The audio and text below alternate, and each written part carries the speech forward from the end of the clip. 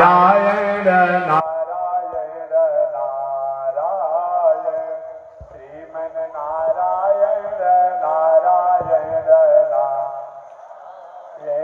श्रीमन नारायण जगोदारायण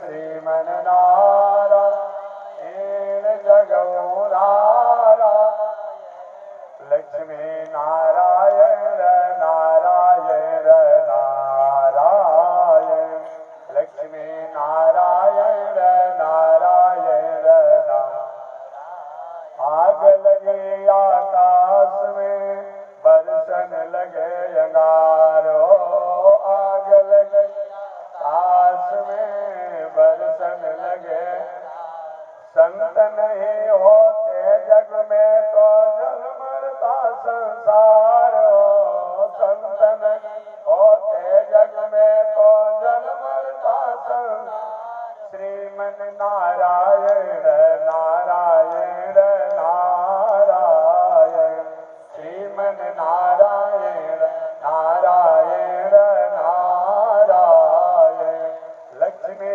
नारायण नारायण नारायण लक्ष्मी नारायण नारायण नारायण तभी देखी रघुनाथ जी हमारे ओरिया तनी देखी रघुनाथ जी हमारे ओरिया तनी ताकी रघुनाथ जी हमारे ओरिया तनी ताकी रघुनाथ जी हमारे बगसर में आके रवा तरका के मरने बगसर में आके रवा तरका के मर गौतम नारी अहिल्या के करने गौतम नारी अहिल्या तन देखी रघुनाथ जी हमारे ओरिया तन देखी रघुनाथ जी हमारे ओरिया तन ताकी रघुनाथ जी हमारे ओरिया तन ताकी रघुनाथ जी हमारे श्रीमन नारायण नारायण नारायण श्रीमन नारायण नारायण नारायण लक्ष्मी नारायण नारायण नारायण लक्ष्मी नारायण नारायण नारायण बोलिए श्री लक्ष्मी नारायण भगवान की भाष्यकार भगवान रामानुजाचार्य स्वामी जी महाराज की विश्ववन जगदाचार्य श्री किदंडी स्वामी जी महाराज की पावन धाम की पावन धाम की पावन स्थल की पावन महामहोत्सव की जय जय श्री सीताराम जय जय श्री राधेश्याम जय जय श्री श्रीमन नारायण जय जय श्री भाष्यकार जय जय श्री रामानुजाचार्य जय जय श्री किदंडी स्वामी जी महाराज हरि ओम शांति शांति शांति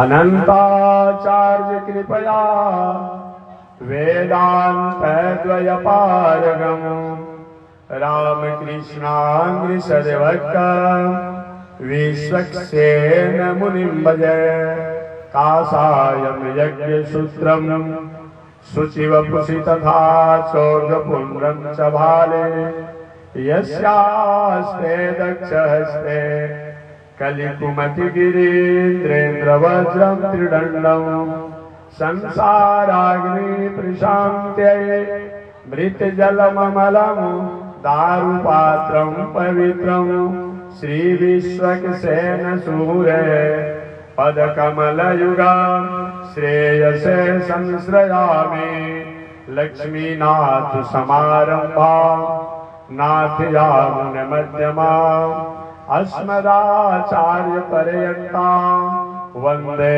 गुरु परम्परा नारायणाय लक्ष्म्यै च विद्महे धीमहि तन्नो लक्ष्मी प्रचोदयात् तन्नो लक्ष्मी प्रचोदयात्। परमाराध्य श्री लक्ष्मी नारायण भगवान नित्य वंदनीय पूज्य गुरुदेव पावन भूमि पर पावन कथा को मैं भी निवेदन करते आ रहा हूं। पावन कथा प्रसंग अंतर्गत प्रथम दिन मैंने निवेदन किया था मानव जीवन में, संसार में, जगत में, सृष्टि में, समष्टि में धर्म की क्या आवश्यकता है, यही मेरा प्रश्न है। एक सीधी सीधी बात मैं करूंगा। धर्म के अभाव में, धर्म के बिना मानव जीवन, सृष्टि, समष्टि उसी प्रकार से है जैसे कि कोई व्यक्ति आभूषण से तो सजा हुआ हो परंतु शरीर पर वस्त्र न हो, जैसा उसका स्थिति होता है ठीक उसी प्रकार से धर्म से विहीन मानव की स्थिति होती है।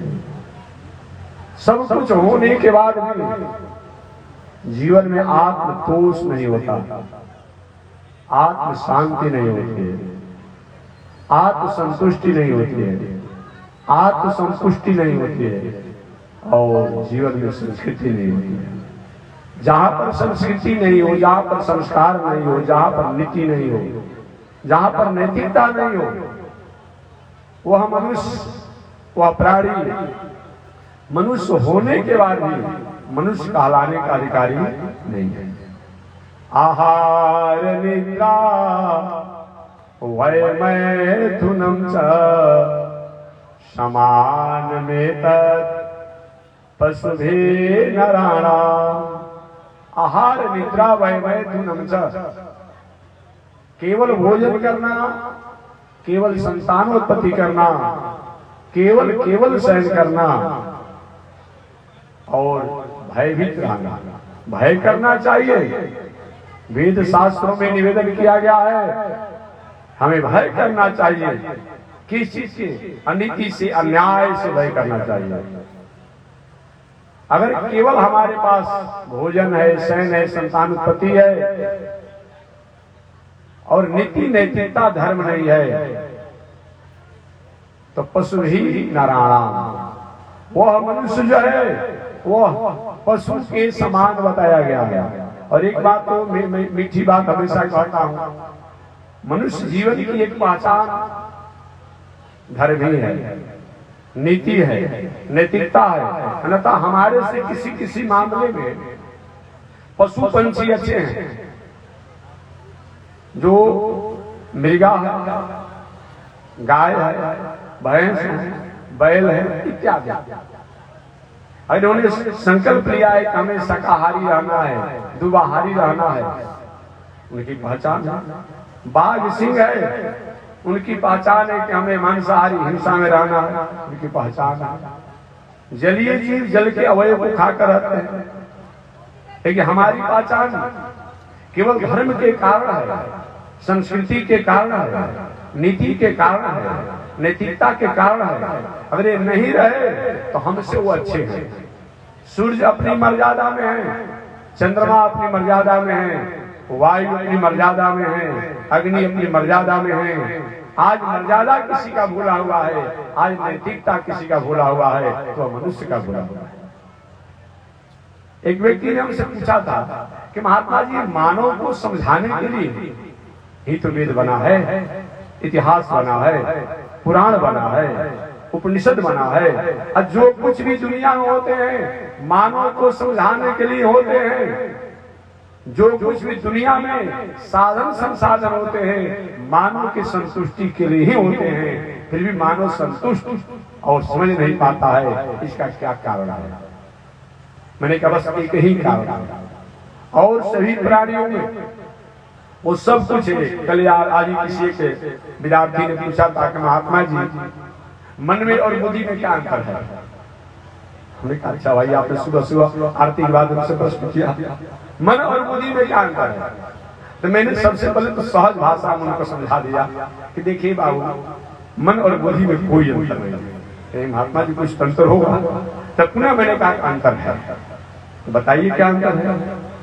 मैंने कहा कि मन जो है कोई एप्लीकेशन लिखता है, मन जो है जिस एप्लीकेशन जानते हैं कि ऑफिस में एप्लीकेशन लिखना होता है, मन जो है एप्लीकेशन है, तो बुद्धि जो है एप्लीकेशन पर मुहर लगाने वाली। बस इतना ही जान लेगा, सीधी सीधी बात है।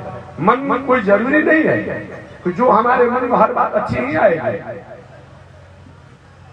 ऐसा कोई जरूरी नहीं है। आप 15 मिनट के एकांत अपने रूम में बैठिए, अनेक प्रकार की बातें, जैसे कि टेलीविजन होता है हमेशा चलते रहता है, सीरियल चलते रहता है। कभी कभी आप रेलवे स्टेशन पर जाएंगे तो हमेशा वो ऑटोमेटिक लगा रहता है, नेचुरल, वो हमेशा बोलते रहता है, चलते रहता है। तो हमारा मन भी उसी प्रकार से है, कभी अच्छा बात सोचता है, कभी बुरा बात सोचता है, कभी ऊंचा सोचता है, कभी नीचा सोचता है, कभी भला सोचता है, कोई उपकार सोचता है, कोई अपकार सोचता है, हमेशा चलते रहता है।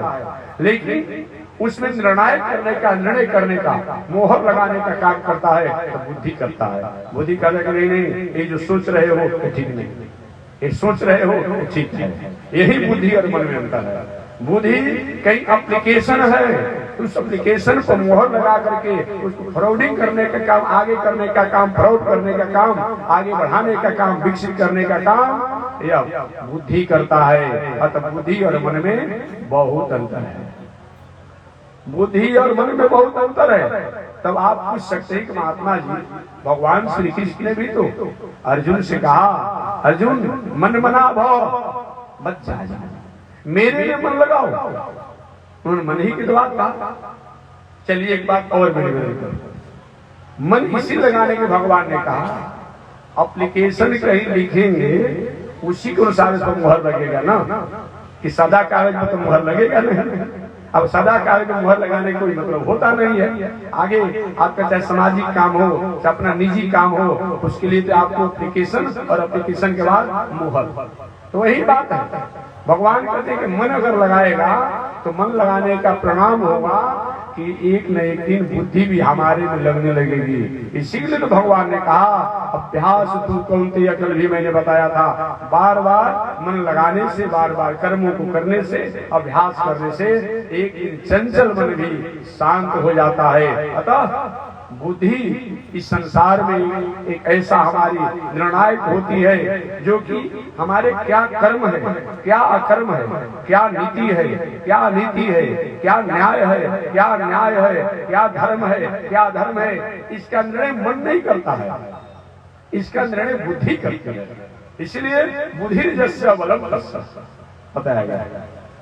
जो बुद्धिमान है वो सब कुछ नहीं रहने के बाद भी बलवान है, और जिसके पास बुद्धि नहीं है, सब कुछ है, वो रहने के बाद भी उस साधनों से अभाव है।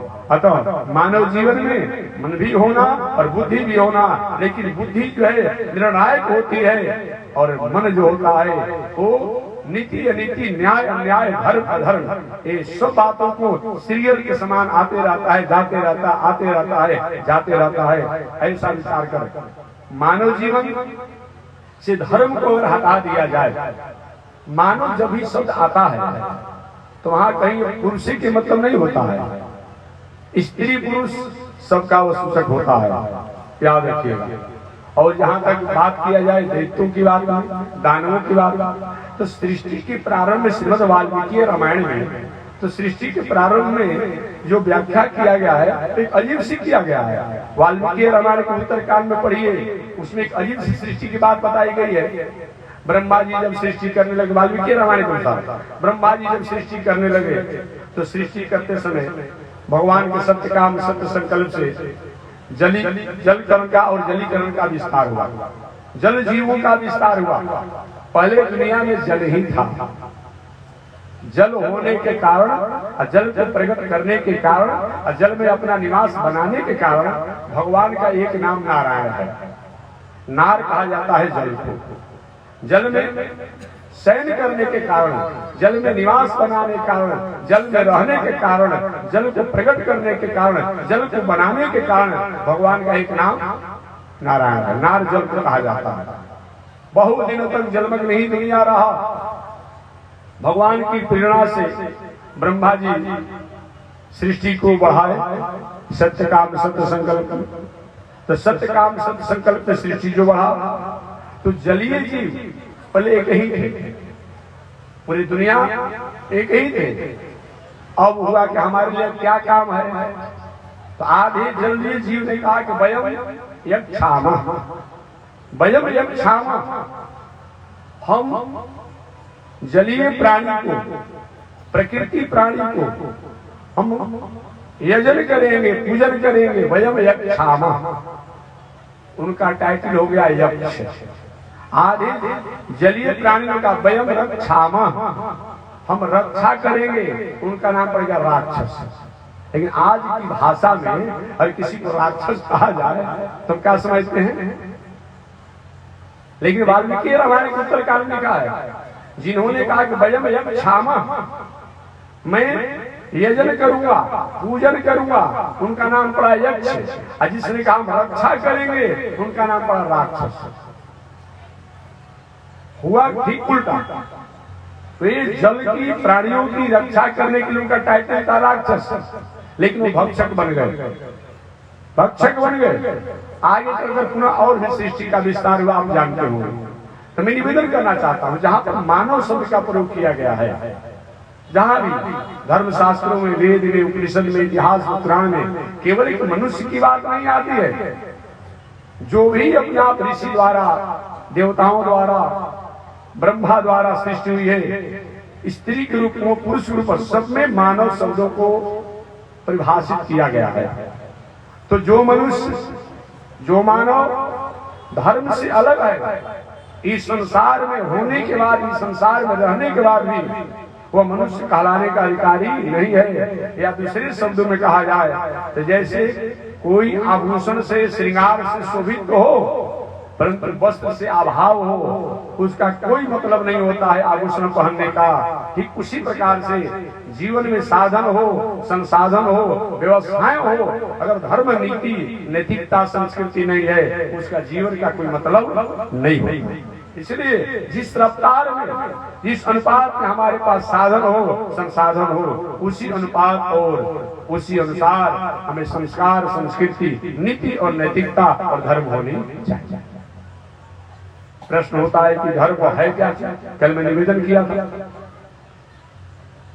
नारद परिव्राज को उपनिषद, नारद परिव्राज को उपनिषद के अनुसार 10 गो स्वभाव या 10 गो आचरण जिस मनुष्य में पाया जाए, चाहे स्त्री हो, पुरुष हो, बूढ़ हो, बालक हो, चाहे गिरवा कपड़ा वाला हो, धोती कपड़ा वाला हो, पैजामा वाला हो, फुल पैंट वाला हो, 10 गो स्वभाव या लक्षण या आचरण हो, वह सही माने में धार्मिक है। नीतिकारों के अनुसार, शास्त्रकारों के अनुसार धृति, क्षमा, दमो, अस्तेय, शौच में इंद्रिय निग्रह, ये धर्म के लक्षण बताए गए। हमेशा मैं निवेदन करता हूँ, धृति सबसे पहले धार्मिक व्यक्ति की पहचान है। धृति, धृति माने धैर्य, धैर्य माने जीवन में विषम परिस्थितियां आती रहेगी, हम नहीं चाहते हैं हमारे जीवन में सम विषम स्थितियां आती है। कोई चाहता है कि हमें दुख हो, दुख आ जाता है। जैसे हम नहीं चाहते हैं फिर भी हमारे जीवन में दुख आ जाता है, हम नहीं भी चाहेंगे तो हमारे जीवन में सुख आ जाएगा। अतः पुरुषार्थी व्यक्ति, ज्ञानी व्यक्ति जो होता है, बुद्धिमान व्यक्ति हो जाए, जैसे वो दुख के लिए प्रयास नहीं करता है, उसी प्रकार सुख के लिए प्रयास नहीं करता है, कर्म अपना करते रहते हैं। धृति, धैर्य होना चाहिए। धीरता हमारे जीवन की वह एक संपत्ति है, वह एक पूंजी है, जो कोई भी वस्तु भी हमें प्राप्त हो जाती है, धीरता का ही तो कारण है। भगवान श्री राम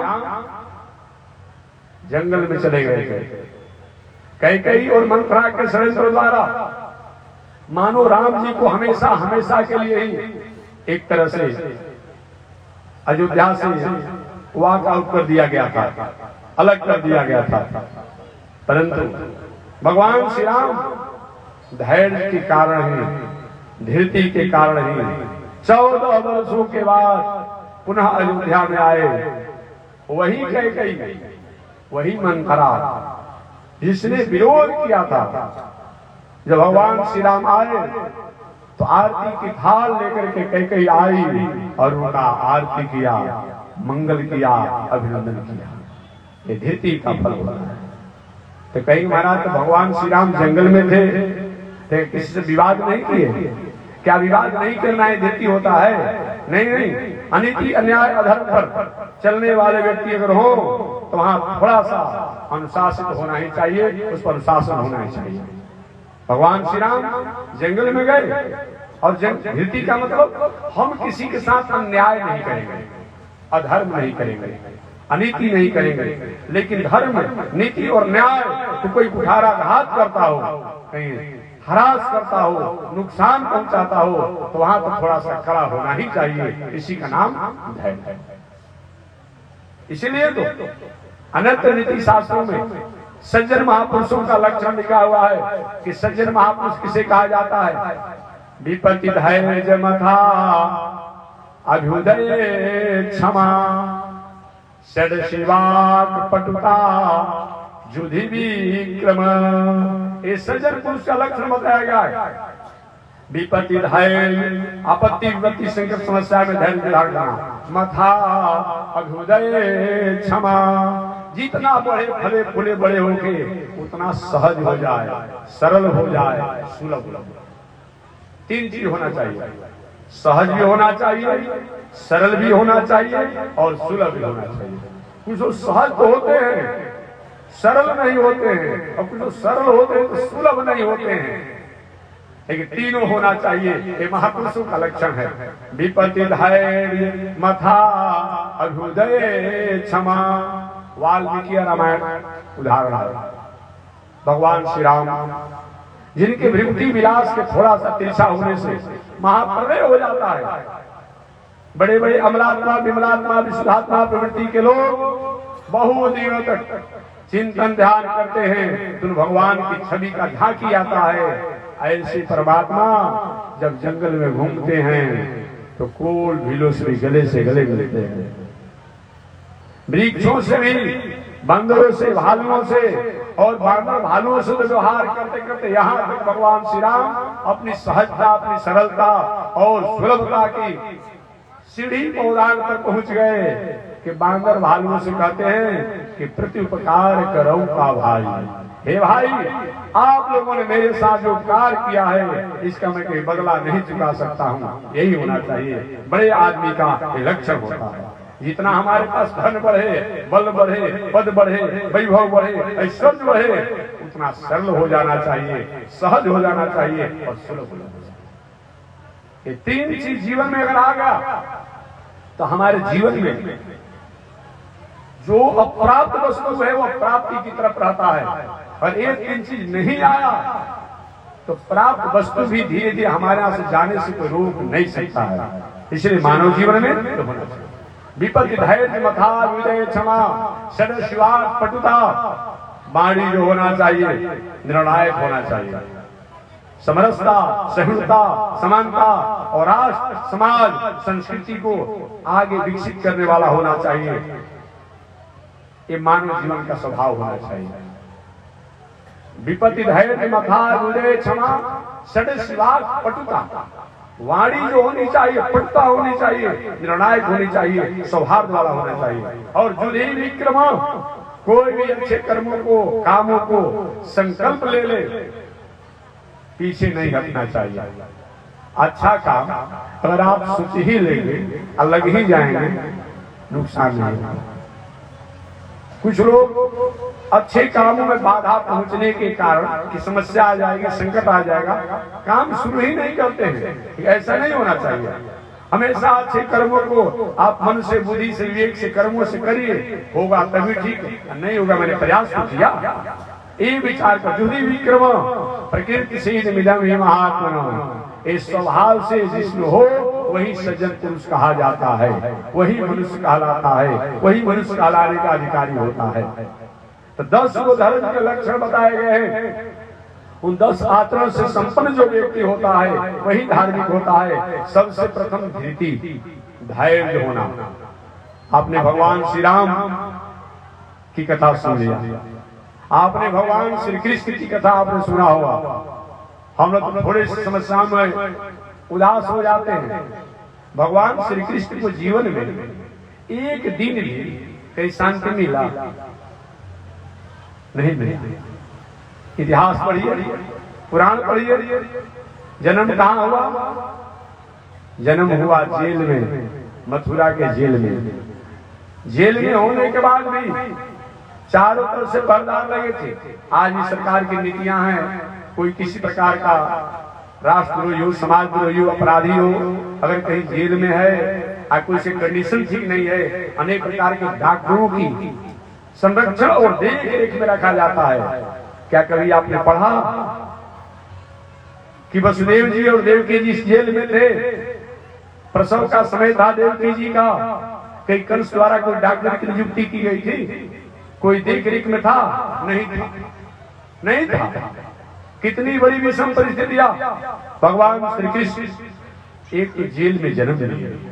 जन्म लेते ही आज सरकार और राजाओं द्वारा नीति होती है, तो उस स्थिति में उनको ऊपर संरक्षण संवर्धन होना चाहिए। जन्म लेते ही भगवान श्री कृष्ण को वहां से गोकुल की यात्रा करनी पड़ी, गोकुल जाना पड़ा। गोकुल में जाने के बाद 10 ही दिन के नहीं अभी हुए होंगे, अनेक प्रकार के राक्षसियां ने आकर के भगवान पर आक्रमण कर दिया, उनको प्राण बंद करने के लिए मारने का षड्यंत्र किया। इससे बच्चे चले गए, बचते चले गए, कुछ बड़े हुए। बड़े होने के बाद कंस द्वारा सब अपने ही सुहृदजनों को, देखिए एक बात और मैं कहूंगा, कभी पराये लोगों द्वारा हम परेशान तो होते हैं, क्या देखिए, पराये लोगों द्वारा परेशान तो होते हैं, लेकिन आह नहीं होता है। अपने लोगों द्वारा जब परेशान होते हैं आह होता है। एक पौराणिक कथा, व्यवहारिक कथा में निवेदन करूं। एक बार सोना और लोहा, ये दोनों आपस में वार्तालाप कर रहे थे। लोहा ने, सोना ने लोहा से कहा कि लोहा भाई, आप जितने चिल्लाते हैं, रोते हैं, चीखते हैं, उतना मैं नहीं चिल्लाता, मैं नहीं चिल्लाता, मैं नहीं रोता हूँ। पीटे तो तुम भी जाते हो, मैं भी पिटा जाता हूँ। अरे सोना का भी कारीगरी करना है तो पिटा ही जाता है। लोहा को भी कुछ टेढ़ सूझ करना हो, मोटा पतला करना हो, पिटा ही जाता है। लोहा में रोते एक आगे की बात तो ठीक करते हैं, आप भी पीटे जाते हैं, मैं भी पिटा जाता है। अंतर क्या है? आप लोहा द्वारा पिटे जाते हैं सोना, आप उसको बर्दाश्त कर लेते हैं, लेकिन मैं लोहा द्वारा पिटा जाता हूँ, हमसे बर्दाश्त नहीं होता है, इसलिए मैं चिल्लाता हूँ, रोता हूँ और चीखता हूँ। अपने लोगों द्वारा हर दिन ऐसी कोई बात होती है तो मन में बहुत बड़ी उदासी होती है, बहुत बड़ा आ होता है। भगवान श्री कृष्ण के लोग, अब क्रूर जी को विदा किया गया ब्रज में, गोकुल में, वृंदावन में, मथुरा लाने के लिए। कंस भी जानता था कि किस तरीका से उन कृष्ण को समन किया जा सकता है, दमन किया जा सकता है।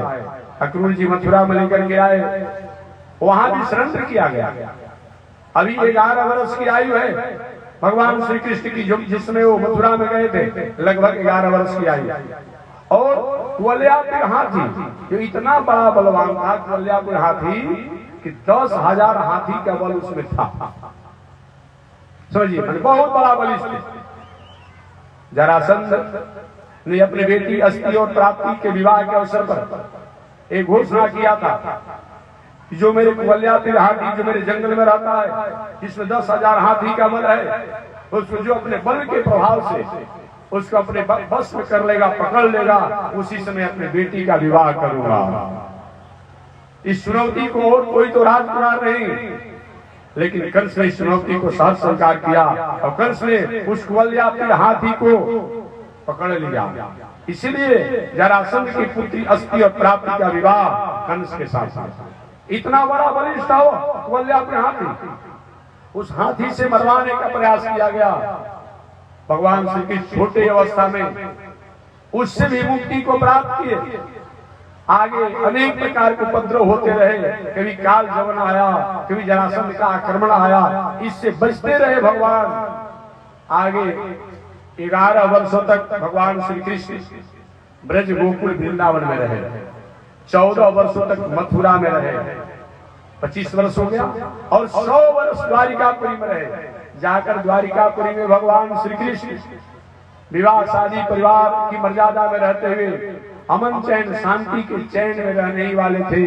अचानक आपसी परिवार में विस्फोट हो गया, और आपसी विस्फोट के कारण अपना ही परिवार अपने ही लोगों के प्रति हिंसा की भावना में हो गया। भगवान श्री कृष्ण और बलराम को ही वो अपना शत्रु मानने लगे। अंत में उन सारे लोगों का संहार हुआ, और एक भगवान बलराम जी को आज्ञा दे करके स्वयं अपने इस लीला शरीर को छोड़ करके और अपने दिव्य स्वरूप में चले गए। एक दिन भी भगवान श्री कृष्ण के जीवन में कहीं खुशी मिली, खुशहाली रहा, लेकिन मुख पर उनकी हमेशा मुस्कान रही। कभी आप फोटो देखेंगे भगवान श्री कृष्ण का, हमेशा मुस्कान रहा। यही जीवन में होना चाहिए, ये मानव जीवन का बताया गया। महाभारत में कथा आती है कि धर्मराज ऋषि जी ने नारद जी से पूछा था कि हे प्रभु, हे ऋषिवर, हम पांडवों के जीवन में इतना बड़ा कष्ट आया, इतना बड़ा कष्ट आया, नीति पर रहने के बाद भी, धर्म पर रहने के बाद भी, न्याय पर रहने के बाद भी, क्या ऐसा और कभी किसी के साथ हुआ? नारद जी ने वही भगवान श्री राम का इतिहास सुना दिया। लेकिन इतिहास इसलिए नहीं पढ़ना चाहिए, कम इतिहास के जानकार हैं। पुराण इसलिए नहीं पढ़ना चाहिए, कम पुराण के जानकार हैं। इतिहास पुराण को इसलिए पढ़ना चाहिए, इतिहास पुराण को पढ़ने से हमें धैर्य प्राप्त होता है, हमें धीरता प्राप्त होती है, हमें धैर्य। अमुक व्यक्ति इतने बड़े आदमी थे, उनके साथ ऐसा हुआ, अमुक व्यक्ति ऐसे थे, ऐसा हुआ। इससे हमारे जीवन में अगर विषम परिस्थितियां आती है तो हम विषम परिस्थितियों में घबराते नहीं हैं और सत पथ से पीछे नहीं हटते हैं, असत पथ पर हम चलने की कोशिश नहीं करते हैं। ये पुराण और इतिहास को पढ़ने से ये हमें दृढ़ता प्राप्त होती है। इसलिए मानव जीवन में 10 आचरण या 10 लक्षण अगर आ जाए तो सही मानने में धार्मिक है। कौन कौन? धीति, क्षमा, दम, वस्तेय। सबसे प्रथम बताया गया धीति, धैर्य होना चाहिए। और दूसरा क्षमा।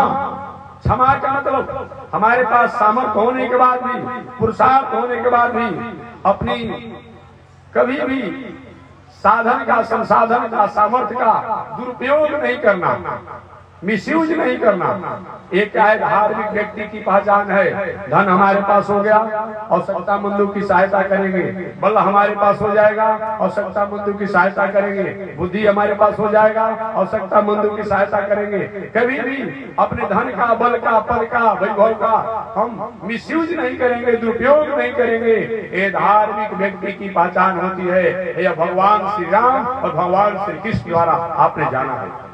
आपने सुना होगा जरासंध के कारागार में, जरासंध के जेल में हजारों की संख्या में लगभग 20,000 या उससे अधिक राजाओं को कैद करके जरासंध ने रखा था।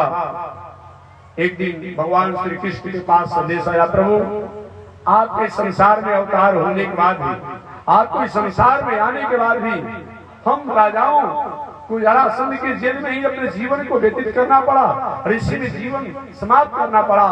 आप नहीं कृपा करेंगे तो कौन कृपा करेगा? भगवान ने उस समय अपने पुरुषार्थ को दिखा करके और उन राजाओं को मुक्त किया।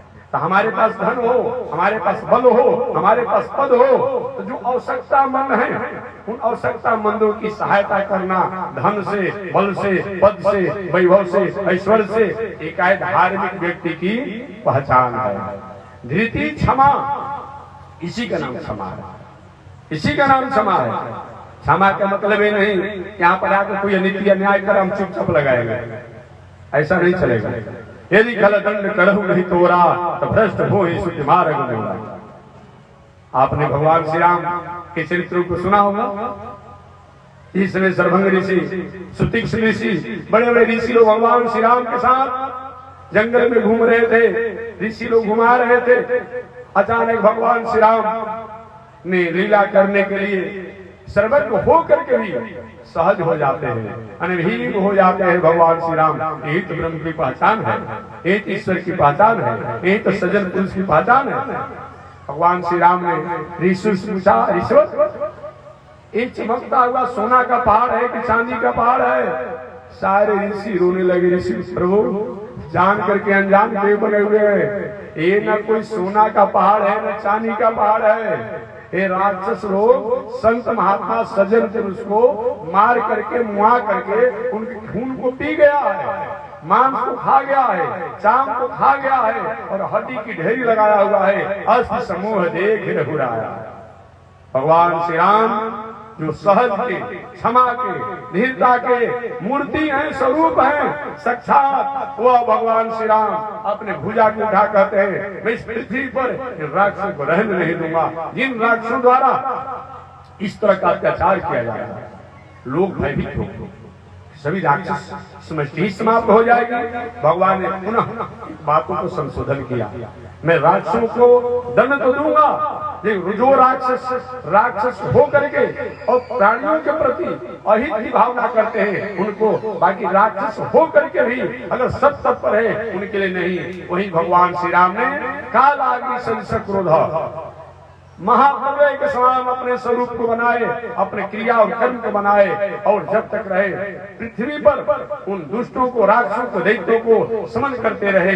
ये धार्मिक व्यक्ति की पहचान है, यही क्षमा। धृति, क्षमा, दमोस्तेयम। तीसरा धार्मिक व्यक्ति की पहचान है दम। हमारी इंद्रियां 5 कर्मेंद्री, 5 ज्ञानेंद्री, 1 मन, 11 इंद्रियां होती है। 5 कर्मेंद्री जो कर्म करती है, हाथ, पैर, लवसन का मार्ग, पैखाना मार्ग और वाणी, ये कर्मेंद्री है। और 5 ज्ञानेंद्री, आंख, कान, नाक, जीभ और चमड़ी, एक ज्ञान का अनुभव कराती है। तो 5 कर्मेंद्री और 5 ज्ञानेंद्री और 1 मन, इन 11 इंद्रियों को संयम रखना, अच्छे मार्गों पर रखना, गलत मार्गों से रोकना, ये धार्मिक व्यक्ति की पहचान है। ये धार्मिक व्यक्ति की पहचान बताया गया है, इसी का नाम है दम। महाभारत के अनुसार एक पौराणिक कथा, इसी दम की व्याख्या तो एक बार ब्रह्मा जी देवताओं के राजा देवराज इंद्र को, मानवों के राजा मनु जी को और दैत्यों के राजा दैतराज को देना चाहिए। तीनों लोकों के राजाओं को ब्रह्मा जी ने बुलाया एक बार अपने ब्रह्मलोक में, बुला करके बहुत देरों तक उपदेश दिए ब्रह्मा जी। उपदेश देने के बाद ब्रह्मा जी ने कहा, देवराज इंद्र आप जाइए, दैतराज आप भी जाइए, मनु जी आप भी जाइए। जब लोग जाने लगे ब्रह्मा जी ने पुनः बुलाया और बुलाकर कहा देवराज इंद्र से, देवराज इंद्र मैंने आपको बहुत देरों तक उपदेश दिया, इस उपदेश का सारांश आपने क्या समझा? जिसमें जो डिफॉल्ट या फाल्ट होता है वो समझता है कि हमारे लिए कहा जा रहा है क्या, स्वाभाविक। देवराज इंद्र का प्रभु मैंने आज उपदेश का सारांश यही समझा कि जीवन में दम होना चाहिए। जिसके पास दम है वो उसी के पास सब कुछ है। एक दम का अर्थ आपने क्या समझा? देवराज इंद्र ने कहा कि मैंने दम का अर्थ इंद्रिय दमन समझा। इंद्रिय दमन, देवराज ने कहा हम देवताओं के पास किसी चीज का अभाव नहीं है, लेकिन कभी कभी हम देवता इंद्रिय से चंचल हो जाते हैं और इंद्रिय से चंचल होने के कारण किसी की बेटी, किसी की बहू, किसी की जग का जगिए वस्तु, जगिए घोड़ा हम अपहरण कर लेते हैं, चुरा लेते हैं और उस जग इत्यादि को भंग कर देते हैं। हमारी इंद्रिय चंचलता ही हमारे स्वरूप का विनाशक है। आपने जाना होगा इंद्र का जब जब भी पद गया, ऐश्वर्य गया, कीर्ति गया, उनकी इंद्रिय उस श्रृंखलता के कारण ही गया। जब जब इन्होंने दम शब्दों को त्यागा, इंद्रिय की चंचलता को बढ़ाया, देवजा इंद्र का वो पद चला गया, वैभव चला गया, ईश्वर चला गया। गौतम नारी के साथ उनकी मर्यादा को चंचल करना चाहे देवराज इंद्र, देवराज इंद्र गौतम ऋषि के कूप का भाजन बने, पूरे शरीर में छिद ही छिद हो गया, ब्रह्महत्या के दोष और निस्तेज हो गए। बहुत दिनों तक साधना करने के बाद पुनः उन्होंने अपनी स्थिति को प्राप्त किया। दूसरी बात, त्वष्टा के पुत्र विश्वरूप को अपना पुरोहित बनाए और थोड़ी सी अपने लोभ और लाभ को लेकर के उस पुरोहित की हत्या कर दे। विश्वरूप का प्रणाम का ब्रह्महत्या के दोषी हुए और बहुत दिनों तक ब्रह्महत्या के दोष से उन्हें रहना पड़ा। तीसरी बात, त्वष्टा ऋषि ने अपने पुत्र की बदला लेने के लिए वृत्रासुर को प्रकट किया। उस वृत्रासुर भक्ति पक्ष में था, ध्यान चिंतन कर रहा था, उस समय भी उन्होंने वध किया तो ब्रह्महत्या जैसा ही दोष लगा। तो जब भी देवराज इंद्र अपनी चंचलता में रहे इंद्री का, तब उनका वस्तु व्यवस्था सब कुछ प्राप्त समाप्त हो गया। बहुत कथाएं आती है भागवत में, महाभारत में। एक दो महीने बताया, एक बार आपने सुना होगा कि देवराज इंद्र अनेक अप्सराओं की बीच में घिरे हुए थे, नशा में चूर भी थे। अप्सराएं अपनी कला कुशलता का प्रदर्शन कर रही थी। बृहस्पति जी को बात पता नहीं था। अचानक बृहस्पति जी आगे देवलोक में, देवराज ने कहा कभी पुरोहित जी को आने का थोड़े समय था। अब उन्होंने घुमा लिया। बृहस्पति जी समझ गए मुझे देख करके आना देखी कर रहा है। वहां से बृहस्पति जी चले गए, श्री विहीन हो गए देवराज इंद्र। जब भी हम पूजनीय लोगों को अनादर करते हैं और अपूजनीय के प्रति हमारी स्थिति होती है, हमारे पास जो भी वस्तु व्यवस्था प्राप्त है वो ह्रास और हानि और नुकसान का कारण होता है। एक उदाहरण के लिए देवराज इंद्र को मैंने बताया, तो मैं निवेदन करना चाह रहा था। देवराज इंद्र ने कहा कि बाबा आपने दम शब्दों को जो कहा, इसका सारांश यही मैंने समझा, इंद्रिय समन होना चाहिए, इंद्रिय दमन होना चाहिए। मानव जीवन में इंद्रिय दमन जिसका है वह सब कुछ है।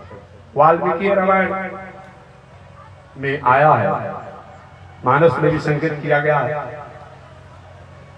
हनुमान जी और रावण द्वारा आपसी वार्तालाप हो रही थी। आपसी वार्तालाप में हनुमान जी ने कहा लंकेश आपको किसी चीज का कमी नहीं है, अभी कुछ नहीं बिगड़ा हुआ। प्रदीयताम दासरथी मैथिली को आप लौटा करके भगवान श्री राम से क्षमा मांग लीजिए, कोई बिगड़ा हुआ नहीं। लंकेश रावण के बंदर अपने होश में बोल रहे हो, अपने औकात में बोलते हो। जो मेरे भय से देवता लोग डर जाते हैं और मुझको तुम समझाने आए हो, जाओ तुम दूत हो, अन्यथा मैं तुम्हें छोड़ता नहीं। वार्तालाप होती रह गई, बढ़ते चला गया। अंत में लंकेश रावण ने कहा कि मैं तुम्हें छोड़ूंगा नहीं। तुम जिस श्री राम की व्याख्या करता है, प्रशंसा करता है, इस राम की तो प्रशंसा और व्याख्या करता है, वो राम एक राजा के पुत्र होने के बाद भी, राजकुमार होने के बाद भी एक राजा की पत्नी के आदेश पर जंगल में घूम रहा है। इसी तरह से इसका नहीं कहीं खाने का, न रहने का, न पहनने की व्यवस्था, और उस ऐसे सहाय की तुम व्याख्या कर रहे हो। हनुमान जी ने कहा यही तो इनकी पहचान है, यही तो इनकी सब कुछ है कि चाहने के बाद भी इस समाज और समष्टि के कल्याण के लिए यह आए। आगे रावण ने कहा ठीक है, इस राम की तुम व्याख्या करता है, बखान करता है, तो हमारे और तुम्हारे बीच द्वंद्व युद्ध हो जाएगा। ठीक है, कौन पहले प्रहार करेगा? लंकेश रावण ने कहा तुम मेरे अतिथि हो, तुम मेरे अतिथि हो, तुम मेरे को पहले प्रहार करो। हनुमान जी ने आप मेरे को प्रहार करिए। अंत में लंकेश रावण ने कहा कि तुम मेरे पर प्रहार करो। हनुमान जी भी मान गए। हनुमान जी ने जो भी अपने मुष्का का प्रहार किया, लंकेश रावण कुछ समय के लिए मूर्छित हो गया। कुछ समय के बाद मूर्छा जब टूटा, लंकेश रावण के बारी गई, इस बार मैं ऐसा प्रहार करूंगा बंदर हमेशा के लिए काम तमाम हो जाएगा। और वही लंकेश रावण ने हनुमान जी पर प्रहार किया। हनुमान जी मूर्छित तो नहीं हुए, लेकिन कुछ समय के लिए थोड़ी सी कभी कभी ठहर आते हैं, आंख बंद हो जाता है। कुछ समय के लिए थोड़ी सी अपने आपा को खो गए। जब अपनी स्थिति में आए हनुमान जी, लंकेश रावण ने कहा, बंदर मैं तुम्हें धन्यवाद देता हूँ, मैं तुम्हें धन्यवाद देता हूँ। हनुमान जी, धन्यवाद हमको? धन्यवाद तो मैं आपको देता हूँ। हनुमान जी ने कहा, लंकेश रावण मैं आपको धन्यवाद देता हूँ। लंकेश ने पूछा, आप हमको क्यों धन्यवाद देते हैं? हनुमान जी, हमको आप क्यों धन्यवाद देते हैं? लंकेश रावण ने कहा, मैं आपको धन्यवाद इसलिए दे रहा हूँ, जो मेरे भय से देवता जमराज भी डरते हैं, मेरे वश में हैं, और तुम्हारे प्रहार से मूर्छित होकर गिरना पड़ा, इसलिए मैं तुम्हें मान गया कि तुम वीर हो, मैं तुम्हें धन्यवाद देता हूं। आगे हनुमान जी ने कहा, मैं आपको इसलिए धन्यवाद दे रहा हूं कि मेरे जैसा नैष्ठिक ब्रह्मचारी, सदाचारी, ब्रह्मचारी होने के बाद भी, मेरे प्रहार के बाद भी तुम केवल मूर्छित होकर के रह गया। अगर मेरे जैसा तुम ब्रह्मचारी होता, सदाचारी होता, तो कहीं तुम श्वास लेता, किसी को स्पर्श कर देता तो समाप्त हो जाता। लेकिन इतना अनिति, अन्याय और अत्याचार करने के बाद भी तुम्हारे पास वो ताकत है, इसीलिए मैं तुम्हें धन्यवाद देता हूं। इसलिए मानव जीवन में दम होना चाहिए। दम का इतना बड़ा महत्व है कि जहां दम है, जहां संयम है, जहां इंद्रिय संयम है, वही सब कुछ है। जहां दम है, संयम है, वही सब कुछ है। इस विचार करके धर्म का तीसरा पहचान बताया गया। ब्रह्मा जी ने कहा, बेटा देवराज इंद्र जाओ, अगर तुम्हारे में जब भी संयम रहेगा, दम रहेगा, तुम्हारे राज को कोई ले नहीं पाएगा। देवराज जी ने चले गए। दैत्यराज की बारी आई। ब्रह्मा जी के बेटा, तुमने दम का अर्थ क्या समझा? दैत्यराज ने कहा, बाबा मैंने दम का दया समझा। क्या समझा? दया समझा। हम दैत्य और देवता में बहुत अंतर नहीं है। कश्यप ऋषि की बड़ी पत्नी, कश्यप ऋषि की बड़ी पत्नी अदिति के पुत्र देवता लोग हैं, और कश्यप ऋषि की छोटी पत्नी दीति के पुत्र दैत्य दानव राक्षस है। बहुत अंतर नहीं है, याद रखिएगा। उस दैत्यों ने कहा कि हम देवताओं में, दानवों में, दैत्यों में कोई अंतर नहीं है, पिता एक ही है, माता का अंतर है। हम देवताओं में सब कुछ है, पूजा पाठ सब कुछ करते हैं, लेकिन हमारे पास दया नहीं है। जो भी असली प्रवृत्ति के लोग होते हैं वे क्या पूजा नहीं करते हैं? वो सब कुछ करते, दान पुण्य, पूजा पाठ, तीर्थ व्रत सब करेंगे, लेकिन कहीं किसी को कहीं कुछ लेना हो तो भिड़ा करके गला दबा कर ले लेंगे। मतलब दया उनमें नहीं है। तो जहां दया नहीं है वह धर्म नहीं हो सकता है। इसलिए मैं निवेदन करना चाहूंगा, जो भी संसार में, समाज में हो रहा है, कोई हिंसात्मक पूजा हो रहा है, तामसिक पूजा हो रहा है, राजसिक पूजा हो रहा है, वह धर्म नहीं है, वह धर्माभास है। इस धर्म में कहीं हिंसा की वृत्ति आती है। जहां धर्म में दया नहीं है वह धर्म ही नहीं हो सकता है, वह धर्माभास हो सकता है। अतः मानव जीवन में दया की भावना होना चाहिए। दैत्यों ने कहा कि हमारे में सब कुछ है लेकिन दया नहीं है। ब्रह्मा जी ने बेटा, जब तुम्हारे में दया हो जाएगी तो तुम भी देवताओं के समान आदरणीय हो जाओगे। जाओ। दैत्य मनु जी की बारी आई। मनु जी से पूछे, बेटा आपने दम का अर्थ क्या समझा? मनु जी ने कहा कि बाबा मैंने दम का अर्थ दान समझा। उपदेश एक तरह का हुआ, अलग अलग लोगों ने अपने अनुसार अर्थ किया। मैंने दम का दान समझा। मनुष्य जीवन में सब कुछ हो, दान ही पर दुनिया टिका हुआ है। दानम दुर्गति नाशनम, इसलिए दान में जीवन होना चाहिए, त्याग में जीवन होना चाहिए। ब्रह्मा जी बेटा अरे ऐसी भावना रहेगी तो निश्चित रूप से तुम्हारा मंगल होगा। यही दम का अर्थ है। इंद्रिय दमन, दया की भावना और दान की भावना, ये तीन जीवन में आ जाए तो सही माने में हमने धर्म के तीसरा लक्षण को पहचाना। तो धर्म का तीसरा लक्षण है दम। धृति, क्षमा, दमो, अस्तेयम। चौथा धर्म का लक्षण है अस्तेय। अस्तेय किसे कहा जाता है? चोरी, जबरदस्ती, अनीति, अन्याय से वस्तु व्यवस्था कमाने की कोशिश नहीं करना, ये अस्तेय होता है। गलत तरीका से वस्तु व्यवस्था संपत्ति कमाने की कोशिश नहीं करना। अरे गलत तरीका से हम कमाते हैं तो कुछ दिनों तो तुम हरा भरा रहते हैं, चहल पहल रहते हैं, लेकिन उसका रिवेट और रिटर्निंग जो होता है अच्छा नहीं होता है। ये अस्तेय है। धृति, क्षमा, दमो, अस्तेयम। शौच, पांचवा धर्म का लक्षण है शौच। शौच माने पवित्रता। शरीर भी पवित्र होना चाहिए, कपड़ा भी पवित्र होना चाहिए, मकान भी पवित्र होना चाहिए, बाड़ी भी पवित्र होना चाहिए और आहार भी पवित्र होना चाहिए। आहार शुद्धि सत्य शोधे ध्रुवास्मृति। हमारा आहार अगर ठीक रहेगा तो उस आहार से ही हमारी सेंटिमेंटल बनती है, मनोदशा बनती है, मन बुद्धि विचार जो है शुद्ध होता है। अतः मानव जीवन में ये आहार भी शुद्ध होना चाहिए। तो धृति क्षमा दमु अस्तेयम सब पवित्रता होना चाहिए। शरीर भी पवित्र हो, वाणी भी पवित्र हो, इंद्रिय भी पवित्र हो, भोजन भी पवित्र हो, वस्त्र भी पवित्र हो। कुछ लोग का एक कथन है कि महाराज पूजा पाठ और भोजन से क्या लेना देना है। हम मंदिर में तो जाते हैं, हम पूजा पाठ तो करते हैं, भोजन हमारा कुछ भी हो, ऐसा नहीं चलेगा, ऐसा नहीं होगा। पांचों प्रकार से शुद्धि हमारी होनी चाहिए। भोजन भी पवित्र होना, मन भी पवित्र होना, वाणी भी पवित्र होना, इंद्रिय भी पवित्र होना और उठन बैठन रहन सहन भी पवित्र होना। और ऐसा होता है तो सही मायने में हमने धर्म को जाना, धर्म को पहचाना। ये मानव जीवन का पांचवा धर्म का लक्षण है।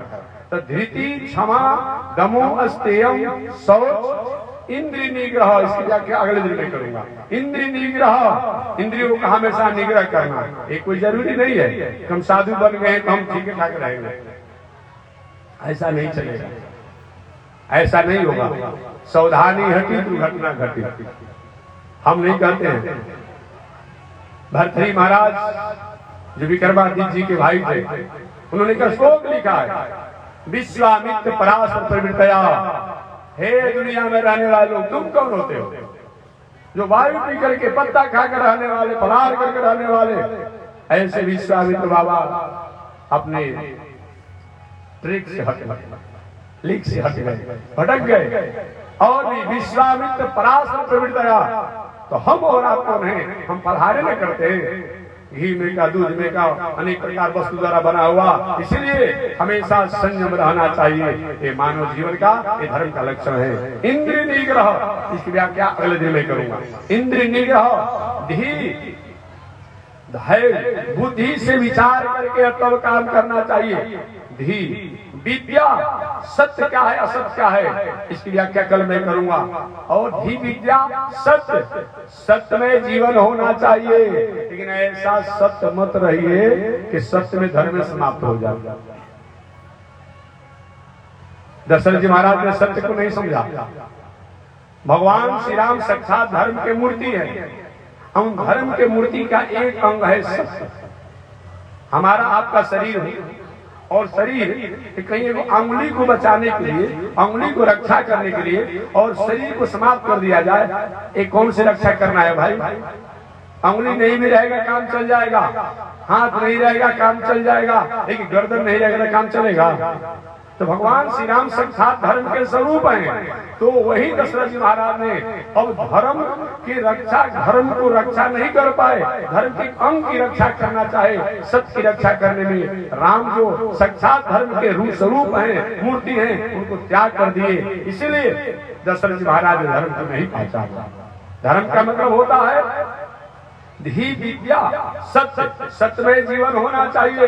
लेकिन इस सत्य से राष्ट्र का, संस्कृति का, समाज का कहीं अहित होता हो, वहां तो सत्यम ब्रियात न ब्रिया सत्य प्रिय। ऐसा सत्य न हो कि सत्य से राष्ट्र का, समाज का, संस्कृति का, देश का, प्राणियों का कहीं अहित हो जाए। ऐसे सत्य से कोई बहुत महत्व नहीं रखता है। सत्य होना चाहिए, लेकिन इस सत्य से राष्ट्र का, समाज का, प्रकृति का, समष्टि का, समाज का लोक और मंगल हो, यही सत्य होना चाहिए। इसकी व्याख्या कल मैं करूंगा कि क्या सत्य द्वारा कैसे हुआ।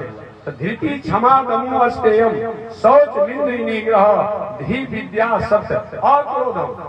क्रोध नहीं करना चाहिए। तो क्या मौनी बाबा बन जाना चाहिए? नहीं नहीं, क्रोध नहीं करना चाहिए। अपना लाभ और दूसरे को नुकसान पहुंचाने के लिए क्रोध नहीं करना चाहिए। लेकिन जहाँ पर संस्कृति का, संस्कार का, सभ्यता का, मर्यादा का रक्षा करना हो, वहाँ तो थोड़ा कड़ा होना ही चाहिए। इस प्रकार ये 10 गो आचरण या 10 गो व्यवहार से जो व्यक्ति अपने जीवन जीता है, वह चाहे घर परिवार में हो, बाल बच्चों के साथ हो, खेती व्यापार करता हो, इस संसार में शांति को प्राप्त करके, कल्याण को प्राप्त करके, मंगल को प्राप्त करके और जीवन त्यागने के बाद भगवान का कृपा का अधिकारी होता है। बस इसी शब्दों के साथ मैं वाणी को विराम दे रहा हूं। आगे परमात्मा की जय। श्रीमन नारायण लक्ष्मी नारायण, श्रीमन नारायण लक्ष्मी नारायण, श्रीमन नारायण नारायण नारायण, श्रीमन नारायण नारायण नारायण। बोलिए श्री लक्ष्मी नारायण भगवान के, विश्व जगन्नाथ श्री त्रिदंडी स्वामी जी महाराज की। हरि ओम। शांति शांति शांति।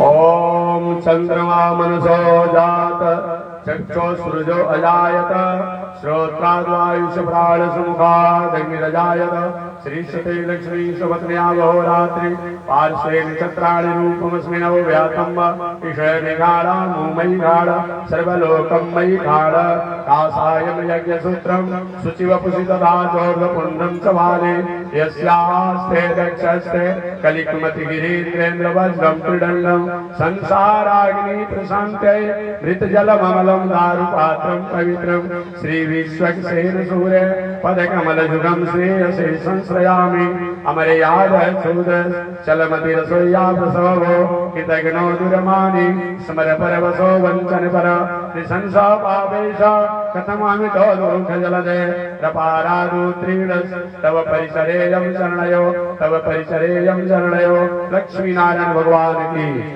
विश्व जगन्नाथ श्री त्रिदंडी स्वामी जी महाराज की। हरि ओम। शांति शांति।